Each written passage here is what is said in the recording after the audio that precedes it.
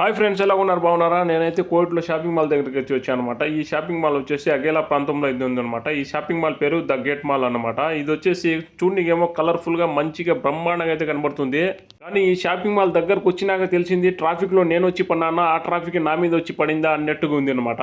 ఈ షాపింగ్ మాల్కి వచ్చిందేమో మా మేడం వాళ్ళ కూతుర్లకు అయితే పిలుచుకొచ్చానమాట. ఇక్కడైతే ఈ షాపింగ్ మాల్కి ఒక పెద్ద డోర్ అయితే ఉంది. ఆ డోర్ దగ్గర అయితే వదిలిపెట్టాను. ఆ డోర్ దగ్గర వదిలిపెడుతూ వెళ్తూ వీళ్ళైతే పార్కింగ్లో పెట్టి వెయిట్ చేయన్నారు. వైట్లో చూసుకుంటే ఇలాంటి ట్రాఫిక్ వచ్చేసి ఈ షాపింగ్ మాల్ అనే కాదు, ఏ షాపింగ్ మాల్ దగ్గరకు వెళ్ళినా కూడా ఇలాగే ట్రాఫిక్ అయితే ఉంటుందన్నమాట.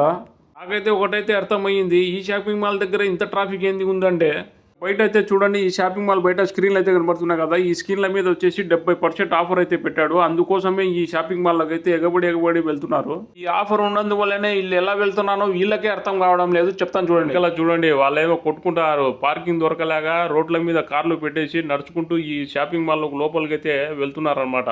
మన ఇండియాలో ఎక్కడన్నా జాతరలు జరిగితే ఎన్నో దూరంగా కారు పెట్టుకొని నడుచుకుంటూ వెళ్తారు కదా మన జాతరలోకి, అలా అయితే వెళ్తున్నారు చూడండి.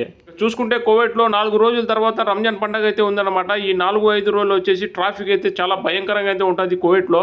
ఈ ట్రాఫిక్ లోంచి నేను పార్కింగ్ లో పెట్టడానికి నా అవస్థలు అయితే చెప్పలేనమాట. ఇప్పటికీ నాకైతే ఒక గట్ట అయితే పట్టింది. కానీ ఇంకా నేను ఈ ట్రాఫిక్ లోనే ఇరుక్కున్నాను. మా మేడం వాళ్ళు అయితే ఫోన్ చేసేసి డోర్ దగ్గరికి బండి తీసుకుంటారా అంటున్నారు. చేసేదేముంది, వాళ్ళు పిలిచారు, మేము వెళ్ళాలా. ఈ వీడియో నచ్చితే లైక్ చేసి సబ్స్క్రైబ్ చేసుకోండి.